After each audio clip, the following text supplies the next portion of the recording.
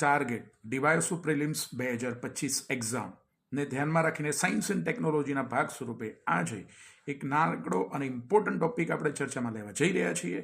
એ topic છે MTP act 2021, medical termination pregnancy act 2021, જેને ગુજરાતીમાં આપણે કહીએ છીએ ગર્ભપાતનો કાયદો 2021. તો સમજવા માટે પ્રયત્ન કરીએ કે આ કાયદો છે શું.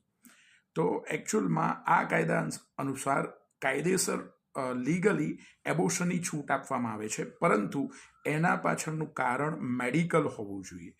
અને આ કાયદો ઓરિજિનલી MTP એક્ટ 1971 છે. ઓકે, અને આ કાયદામાં એમેન્ડમેન્ટ આવ્યું છે, મતલબ કે સુધારો આવ્યો છે 2021માં.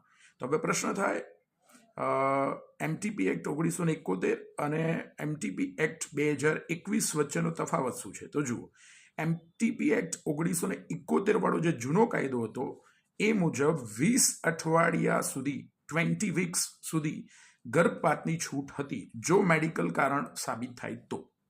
અને હવે નવો સુધારો જે MTP એક્ટમાં જે નવો સુધારો આવ્યો છે એમેન્ડમેન્ટ 2021 મુજબ, હવે આ સમય મર્યાદાને થોડી એક્સટેન્ડ કરવામાં આવી છે અને એમાં 20 અઠવાડિયાની જગ્યાએ 24 અઠવાડિયા સુધી જો કારણ સાચું હોય અને મેડિકલ હોય તો ગર્ભપાતની છૂટ આપવામાં આવે છે. અને બીજો ફેરફાર એ કર્યો છે કે જો ગર્ભપાત જ્યારે કરાવવામાં આવે ત્યારે એનો સમયગાળો જો 20 અઠવાડિયાથી માંડીને 24 અઠવાડિયાની વચ્ચે હોય, બિટવીન 20 to 24 વીક્સ એની વચ્ચે હોય, તો એ વખતે કાયદેસર રીતે ગર્ભપાત કરાવવા માટે એક ડૉક્ટર નહીં, 2 ડૉક્ટર, 2 રજિસ્ટર્ડ મેડિકલ ડૉક્ટરની પરમિશન ફરજિયાત છે, એમની મંજૂરી ફરજિયાત છે.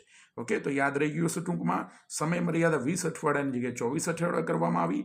અને હા, 20 થી 24 અઠવાડિયાની વચ્ચે જો ગર્ભપાત કરાવવો હોય તો હવે નવું એમેન્ડમેન્ટ મુજબ એક નહીં, 2 ડૉક્ટરની મંજૂરી ફરજિયાત કરવામાં આવી છે. તો આવા અવનવા ટોપિક માટે આપણી યુટ્યુબ ચેનલ એટલે કે કનેજીયા સરમાં જોડાયેલા રહો.